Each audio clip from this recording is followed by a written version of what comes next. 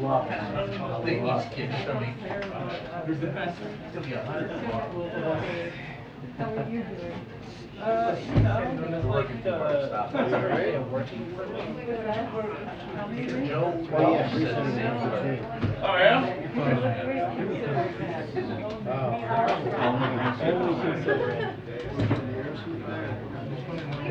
So you saw the gas at 145. You think it's going to be fast? Either that, or I'm just going to say, hey, I know gas is 145 in 4.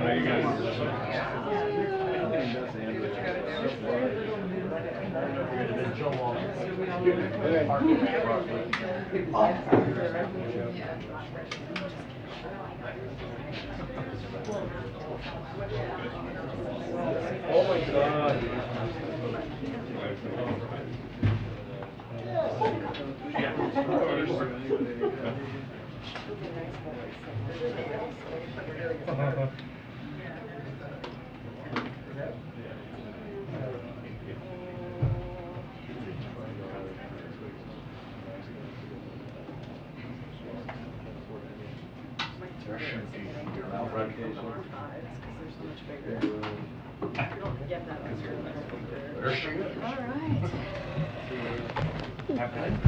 Good afternoon, everybody. So we're going to go until 1:45. The in-town pool has to gather at that time, and then I'll go for another 15 minutes until 2, and then we're going to hear the president speak at 2 o'clock. So hopefully that's a good amount of time, and then we'll be back tomorrow and the next day. Okay, so we have seen a lot of momentum in the last 24 hours in our fight to restore Roe. Americans in Kansas turned out to challenge views that would move the country backwards, with fewer rights and politicians invading our most personal decisions, and they won. In the wake of Dobbs, the president predicted people would turn out in record numbers to reclaim rights stolen from them, and they did. The ballot measure proposed by extreme, out-of-step Republican officials would have eviscerated fundamental rights and access to health care. Republican officials have been very clear. They are pushing extreme laws banning a woman's right to choose, many of which don't allow exceptions even for rape or incest. And they are calling on a national ban on abortion. As I mentioned yesterday, the DOJ also brought a suit against Idaho, where a near total abortion ban is threatening women's lives. Federal law makes clear doctors must provide emergency care, including abortion services, to women facing health and life-threatening conditions. But under Idaho's law, women with medical conditions like ectopic pregnancies or hemorrhages can be denied the emergency care they need. And today, President Biden will sign an executive order at the first meeting of the Interagency Task Force that builds on the actions we've already taken to protect access to safe abortions, contraception, and the ability to travel. Today, the President is directing the Secretary of Health and Human Services to work with states, including through Medicaid, to help women who need to travel out of state for reproductive health care, ensuring there's no discrimination when obtaining medical care, and promoting research and data collection on maternal health outcomes. There have been big steps forward in the fight to protect our rights, but it's not the end of the fight. What's at stake here is a choice between a national abortion ban, as Republicans have already called for, and more radical attacks on fundamental rights versus standing up for the rights Americans have been entitled to for almost 50 years. We're now seeing 50 days into what remains the fastest decline in gas prices in over a decade. Gas prices are now down 86 cents a gallon from their June peak, saving American families with 2 cars on average over $90 a month on gas. And drivers can now find gas for less than $3.99 a gallon at more than half of all gas stations across the country. Prices are coming down even as Putin's war continues to put pressure on global energy supplies. President Biden promised he would address Putin's price hike at the pump, and he is. He is releasing 1 million barrels of oil a day from the Strategic Petroleum Reserve. He is rallying international partners to release an unprecedented amount of oil. More work remains, but prices are going down, and the president will continue to call on domestic and international oil producers to increase output so they can continue to come down. Finally, lastly, today, former Treasury secretaries from both the Democratic and Republican administrations just became the latest in a wide range of economic experts to endorse the Inflation Reduction Act. These high-level officials from both parties reaffirmed that this package will cut many of families' biggest costs and act against inflation. They also became the latest in a long list of experts, as I shared with you recently, who have debunked congressional Republicans' lies meant to protect tax welfare for wealthy special interests at any cost, even prolong inflation.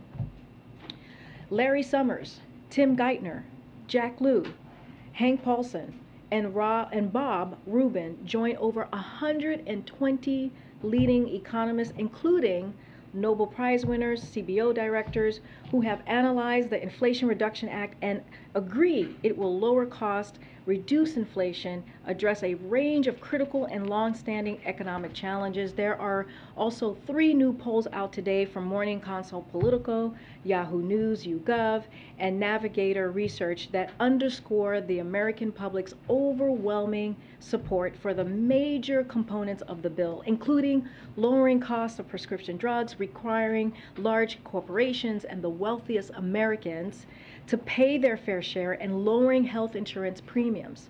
Americans are weighing in with resounding support for the Inflation Reduction Act, and that's in contrast to Republican members of Congress who want to block this legislation to protect tax welfare for the wealthy and corporations. Not only that, but while congressional Democrats want to lower your prescription drug and health care costs, Republicans want to put Medicare and Social Security on the chopping block every year, like Ron Johnson repeated yesterday. The choice is clear, and we urge Congress to move forward with this package as soon as possible. Josh, the floor is yours. Wonderful. Thanks, Karine. 2 questions on 2 subjects. First, OPEC today. OPEC Plus is boosting oil production by a much slower pace in September than in previous months, at about 100,000 barrels a day. After President Biden's visit to Saudi Arabia, was this the potentially substantial increase that the administration was looking for? So I'll say this, the president has been very clear, Josh, that oil supply must meet oil demand. And the fact of the matter is, and I just laid this out in the top, which is 7 weeks ago, the price of barrel of oil was about $120, and now it's at around $95. Gas prices went from more than $5 to under $4 for majority of the country. We've seen the fastest decline, as I just laid out, in gas prices in over a decade, and that's 50 days straight of decline. So what we're focused on is keeping those prices down. We wanted to see some increases in the production before we announced the trip, and we actually saw that in that first week of June when OPEC Plus announced that it was going to increase their production by 50% in July and August, so we saw that happen. But what we're focused on is the bottom line for us is that reducing the price of oil in the market is the most important thing, and that's what we're seeing, and that's what we're going to continue to work on. Secondly, a bipartisan group of senators, including Kaine, Sinema, Collins, and Murkowski, introduced a bill this week that would bar states from enacting pre-viability abortion bans. But they would allow some restrictions on abortions for pregnancies after viability. Does President Biden consider that a satisfactory standard? So we'll say this. I know that was introduced. The president has been very clear on this, is that the only way to secure a woman's right to choose is for Congress to take action, is to restore protections of Roe as federal law. That is how we're going to do this in a blanket way so that women's rights for reproductive health is really protected. He stands ready to work with Congress to pass a bill that does exactly that. And it's not just him. It's majority of the American people believe this. They believe that a woman's right to choose should be their right. So again, we're going to continue to work with Congress. I don't have anything specific to say about that particular legislation, but we have been very clear Congress needs to act in order to codify Roe. Thanks, Corinne. A couple questions about Taiwan. First off, has the president spoken to Speaker Pelosi since she left Taiwan? So as you know, she's traveling, I believe, to Japan and South Korea. I can't remember which one is first. So she's on her travels. I don't have a call to read out to you at this time, but they have a relationship. They talk pretty regularly. Don't have anything, again, specifically to read out at this time. The G7 just expressed concerns about China's threatening behavior in the Taiwan Strait. Those are their words. Does this letter come with any consequences if China continues that behavior? So let me just reiterate what we have been saying from the podium for many days now. You also heard this directly from our National Security Advisor, Jake Sullivan, who was on many of your networks yesterday, saying that the Speaker has the right to make a decision on where she chooses to travel. We provide the assistance and the kind of the geopolitical briefing and kind of what we believe the national security reasons are for, or lay that out for her as she makes a decision. We do not decide where she goes. She makes that decision. As you know, the president was a senator for 36 years. He understands that particular fact. So that's number one. It does not change at all our long-standing policy, U.S. policy, that we have had. We have made that very clear. The trip does not change that. There is a precedent for a speaker, we've talked about this in here, to travel to Taiwan, and so none of that changes. And so, there's no reason for Beijing to turn this visit, which is consistent with our policy, into some sort of crisis, or to use it as a pretext to increase aggressive military activity in or around the Taiwan Strait, as you just asked, Nancy. But again, it doesn't change anything. The president spoke to President Xi just last week. That was their fifth conversation. They continued to have an open dialogue. That's what we have been wanting with China. Again, there is no reason to see any change. It continues to be consistent. But the G7, of which the U.S. is a member, is warning China not to continue this behavior. What is the consequence for China if it does continue this behavior? So again, we said many days ago, we said that we knew this was going to happen. We knew China was going to behave in this way. Again, it doesn't change our policy. We are going to monitor and we will manage what Beijing chooses to do. On the EO that the president is going to sign. So we're now some 6 weeks out from the Supreme Court ruling on abortion, and this EO seems to be directing Health and Human Services Department to consider a number of actions. So where is the urgency right now for women who need help, and when will the help actually kick in? What is the timeline? So when the president normally does an executive order, it's always to consider. That's always the wording and the language that's in an EO. So that is nothing new. You'll see that in any executive order that he signs. So it is in line with that.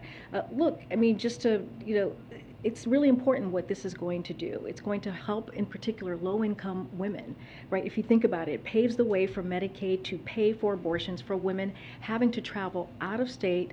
Secretary Becerra will invite states to apply for Medicaid waivers to allow them to provide reproductive health care to women who live in states where abortions are banned. Those he judged to be the strongest and most effective on both legal and policy grounds. That's what the president is doing. He's reviewing the options that he has, and also the thing to note here, and we have said this is in consultation with groups. This is in consultation with legal experts when we make these announcements, and the president has been very clear. He is going to continue to do whatever he can to make sure that a woman's rights to choose continues to be protected the best way that he can from the federal government. But again, the way we do this, the way to make sure that it is federal law is Congress needs to act. And Americans need to make sure that their voices are heard. What is the timeline, specific timeline on this EO for women who want to have an abortion soon? Will this help them get one? Are we talking about days? Are we talking about weeks? Are we talking about 6 months? So that's a great question. We don't have the details to share today, but HHS will soon have more on what a waiver could look like in the timeline, as you're asking me, and which would generally target, again, low-income women served by Medicaid and help cover certain costs. So HHS, as you know, the president's going to sign the executive order. It says to consider. Secretary Becerra will then work with his team to figure out the details and the timeline. And one more question on this. How will you be able to pay to help women pay to cross a state line to get somewhere else where they need to go, given the restrictions of the Hyde Amendment? So that is something that HHS will come up with the details on that. But you're about to sign an EO. Have they not figured that out? Well, we're going to leave it to HHS to come up with the details on the specifics on how they're going to work with states if a state asks for a waiver and what that's going to look like. So this is going to be in their purview. They're going to come up with the specifics, again, with the details on how this is going to work. But again, this is what the president is doing. He's looking at everything that's available to him on the table, whatever is legally possible, what he can use his executive authority to move forward on, and that's what he's doing. A quick question again on oil. 100,000 barrels a day, it's enough to basically cover, I think, 86 seconds of global oil demand in a day. And it's essentially a rounding error when analysts say that the kingdom could increase production by at least 5 times as much. Is the White House happy with that amount? And again, does Biden feel like he got what he wanted out of the visit to Saudi Arabia? So, again, the way we look at this is that I laid out the gas prices and how that's gone down. We went from 120. It's gone now. All right, 120. There we go. You just missed it. So this is the prices at the pump, 86 cents. But if you look at the barrels the barrels, it went from 120 to $95. That's a significant, I think, movement that we have seen. And again, we're not members of the OPEC Plus. We have said that we do not belong to OPEC Plus. But they made an announcement the first week of June, and they said they would increase 50% in July and August, and they did that. This is 1 month, if you think about it. This is a 1 month increase, but the president's going to continue to do the work. Look, if you think about his trip, to your second question, to the Middle East, it was important to go. You think about the announcement that we made about the Yemen truce. That's a war that started 8 years ago. 8 years ago. And by having that truce, which is going on 6 months, we're saving thousands of lives. And so that matters as well. So we think that the trip was certainly worth it. It also allowed Israel to come back, to be included, to be more so included in the Middle East region, which is also very important.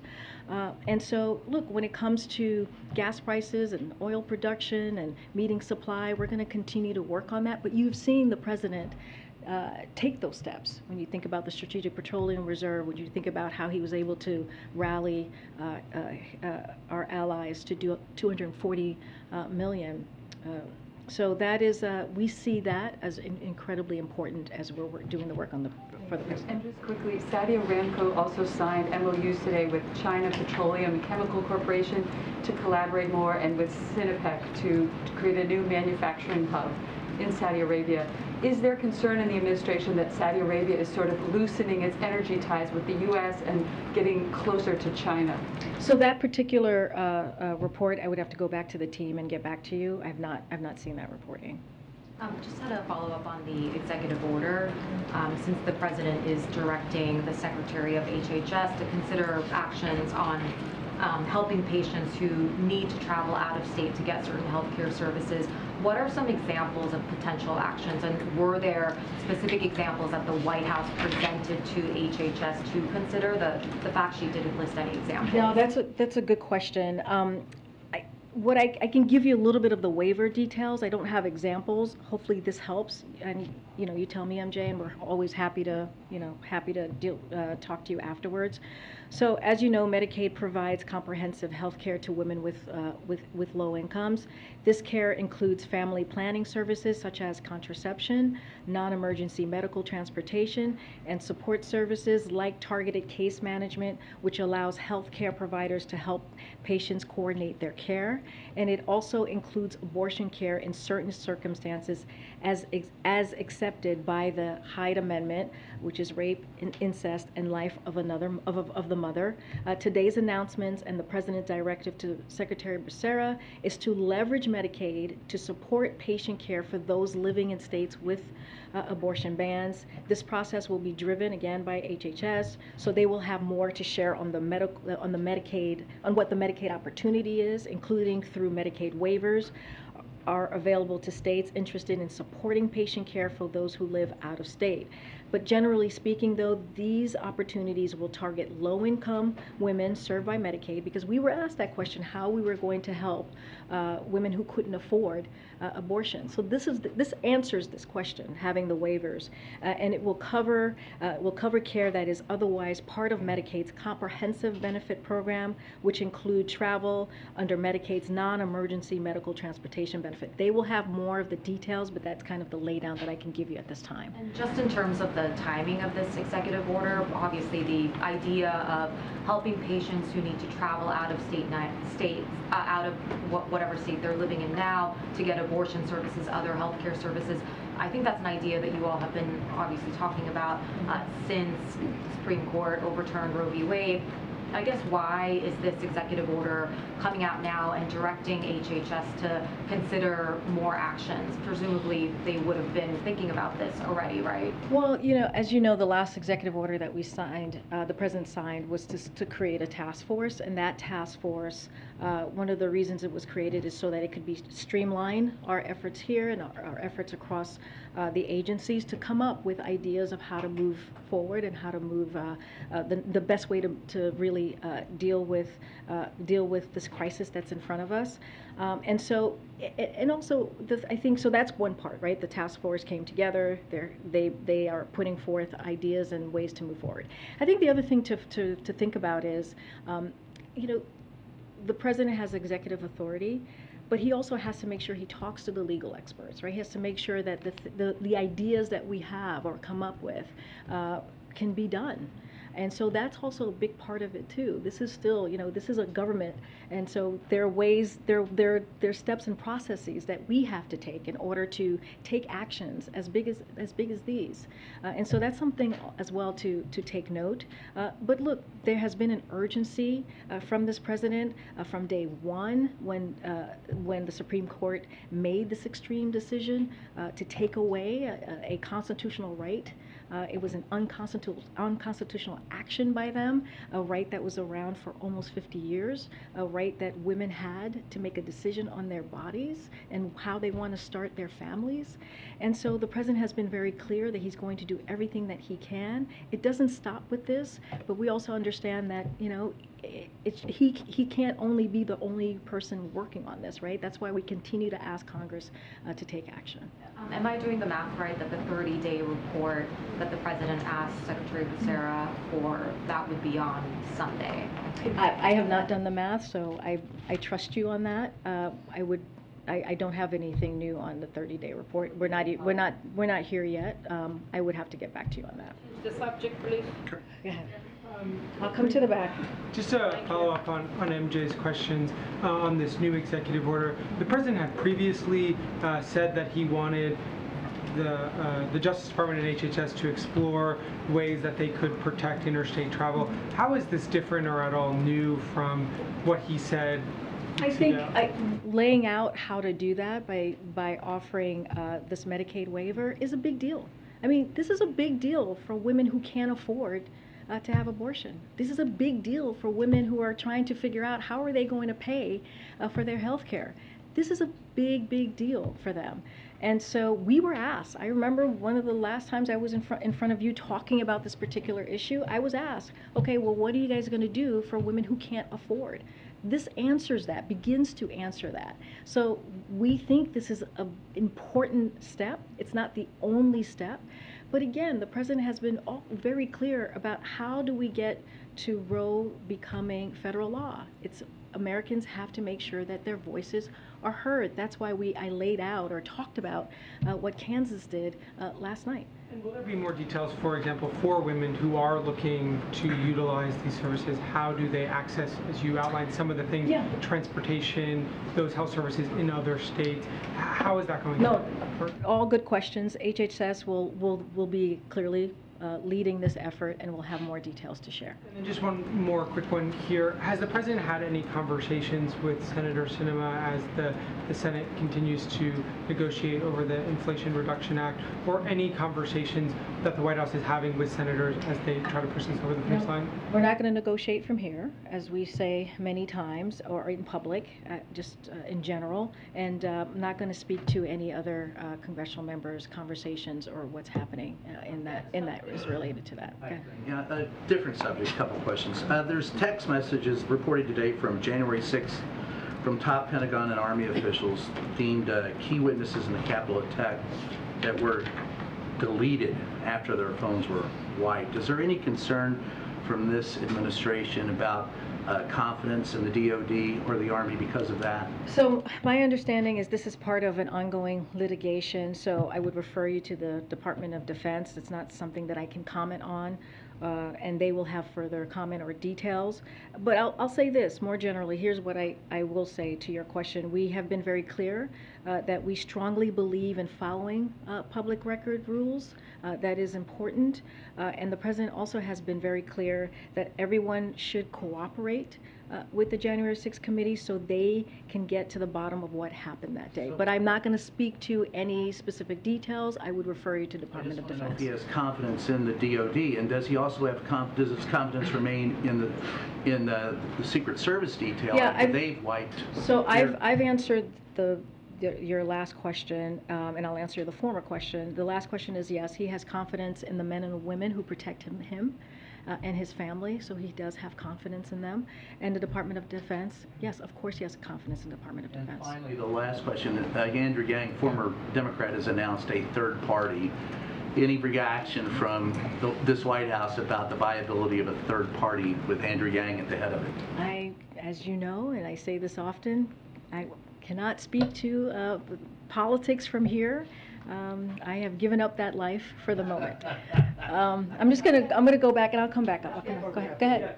Yeah, so on the OPEC announcement, given what the president has invested, does he feel like the increase was an insult? Look, and I said this earlier, and I'll say this again.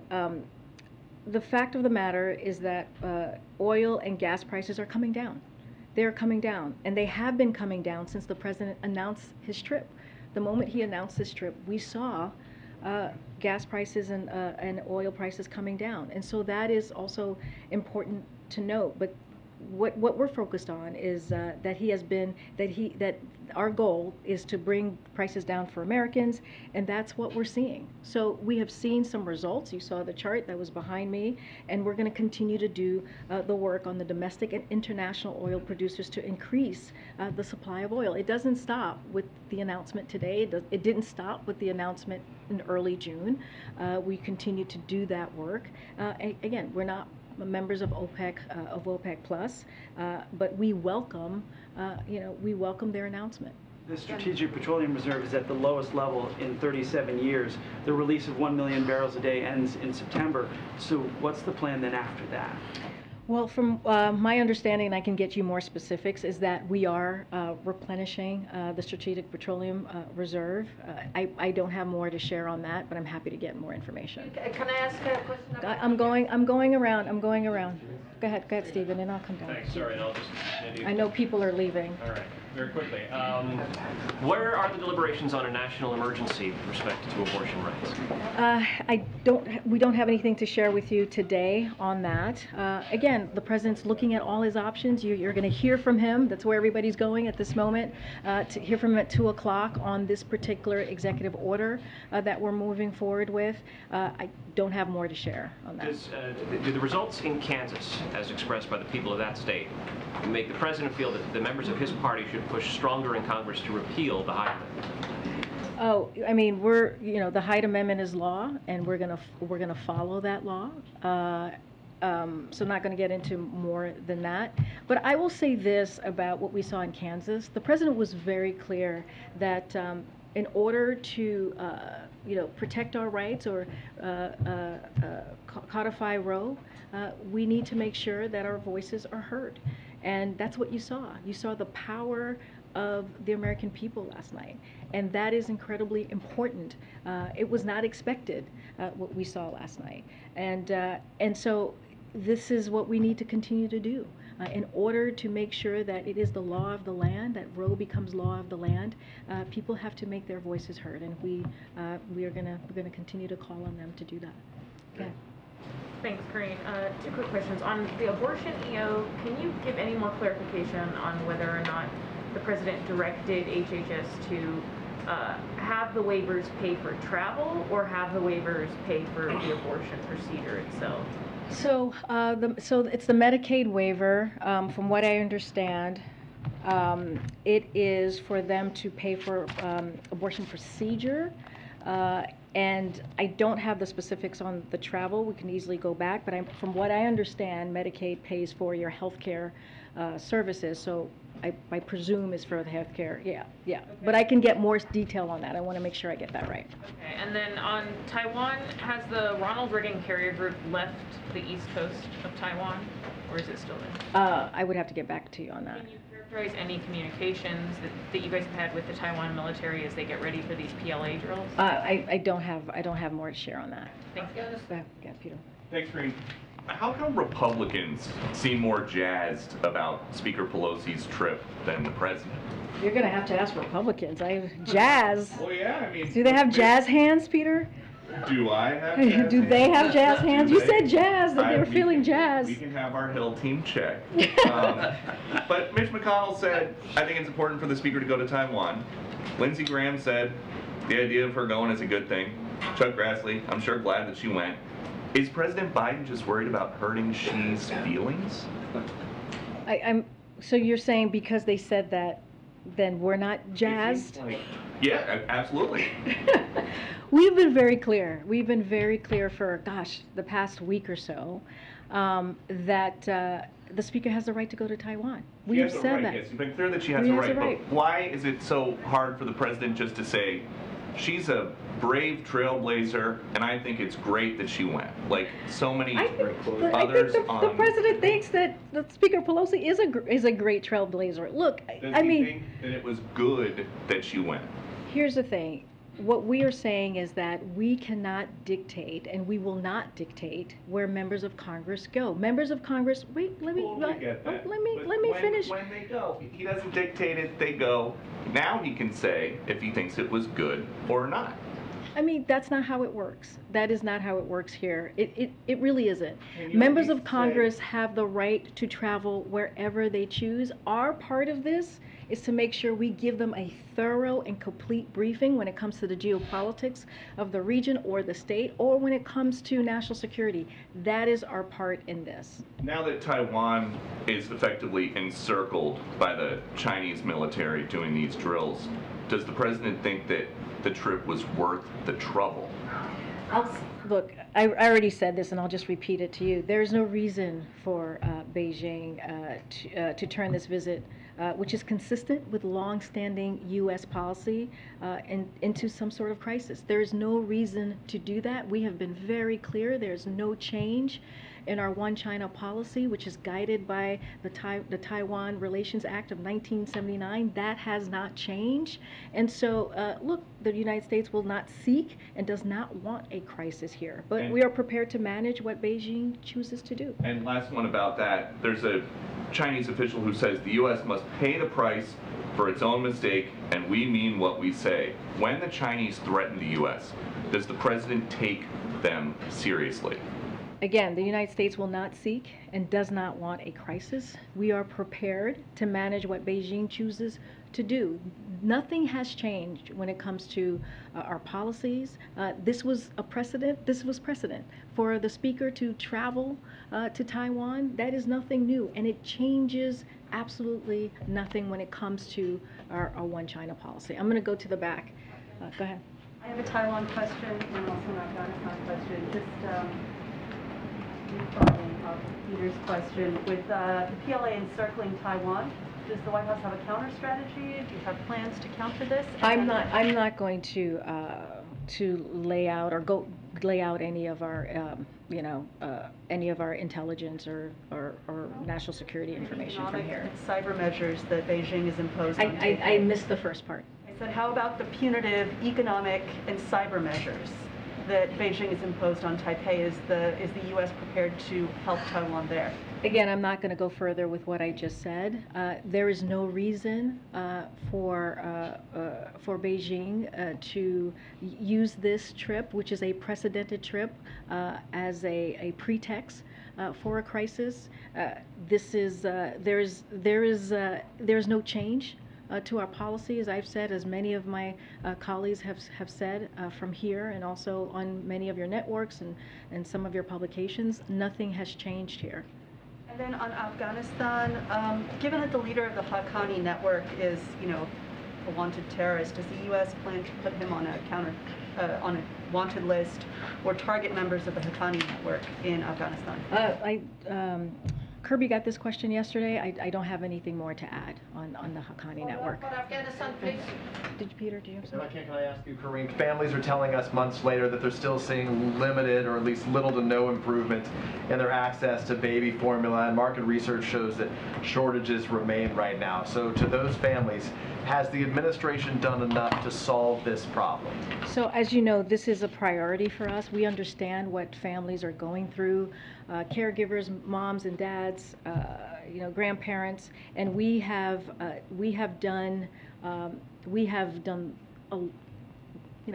the work, and we'll continue to do the work to make sure that families have safe baby formula so that they can feed their kids. This continues to be a priority for us. This has not gone away, and we do understand that there's a lot more work to do, but we want families to know and understand this is an administration that cares about them, that cares about the safety of their children, and we're going to continue to do the work. So they recognize that the administration cares. It's a point that you guys have made before. What do you say to those families that when right now the shortage rate, according to data, is between the out-of-stock rate is something between 20 and 30%. So when will it be resolved?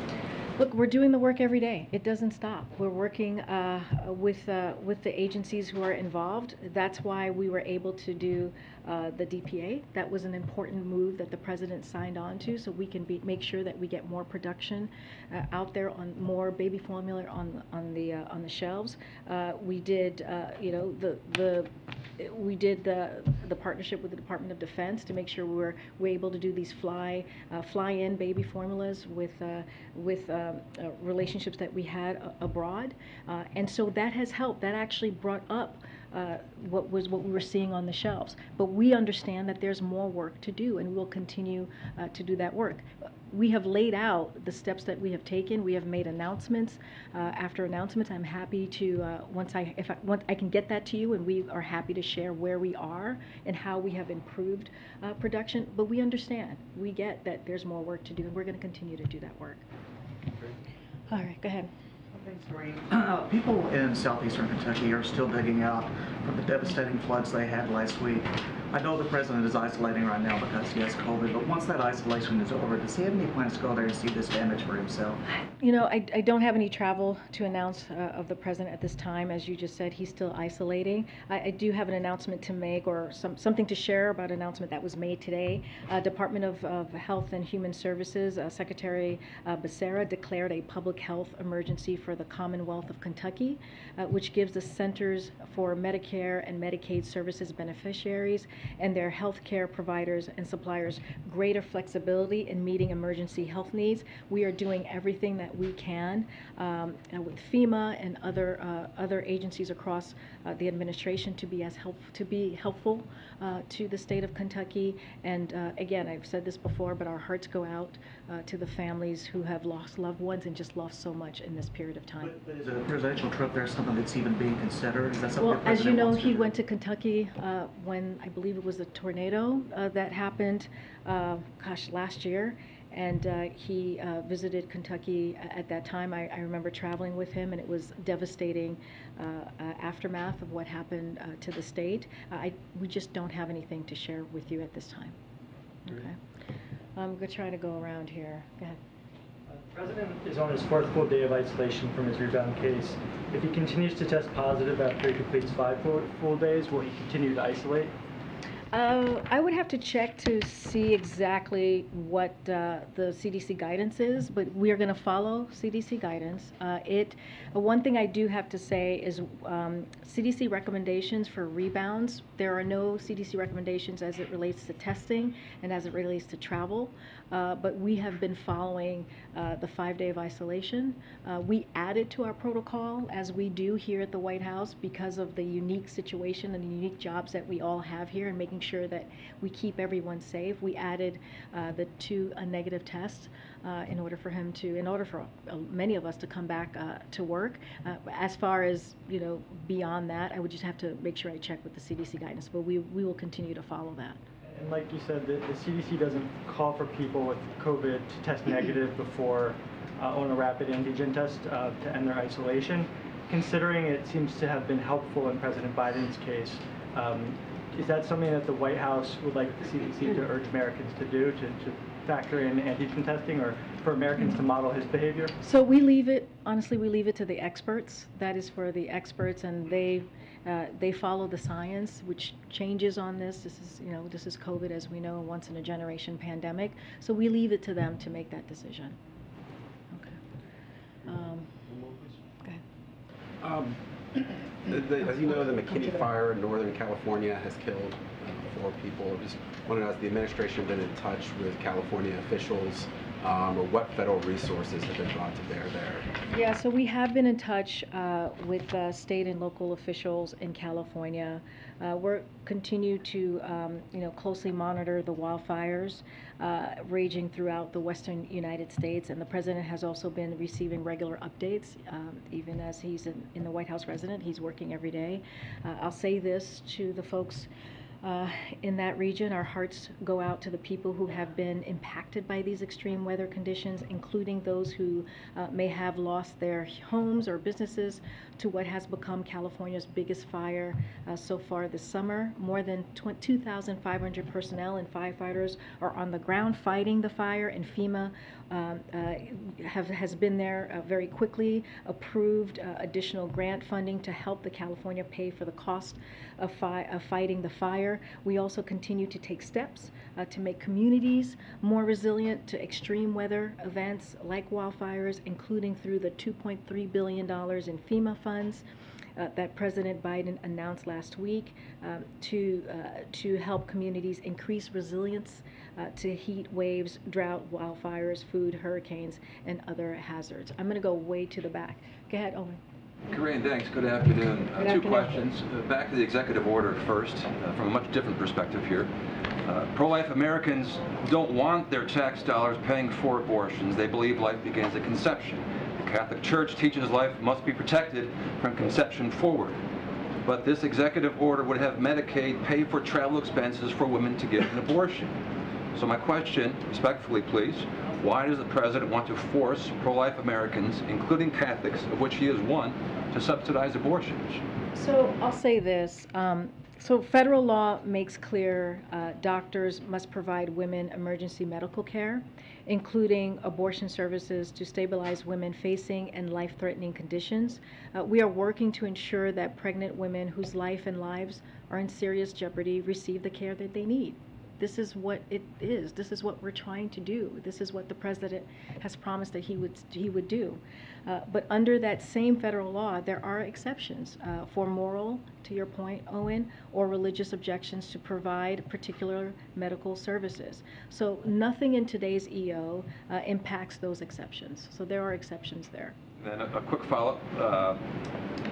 Catholic bishops say the administration is trying to force doctors and nurses to perform procedures that go against their religious beliefs, including gender transition surgery and abortion. Does the president believe in conscience rights and religious freedom for healthcare professionals? So I thought that's what you were asking me in your first question. It's basically the same as I just laid out, which is like federal law makes clear, right, that doctors must provide women emergency medical care, including abortion services, to stabilize facing health and life-threatening conditions.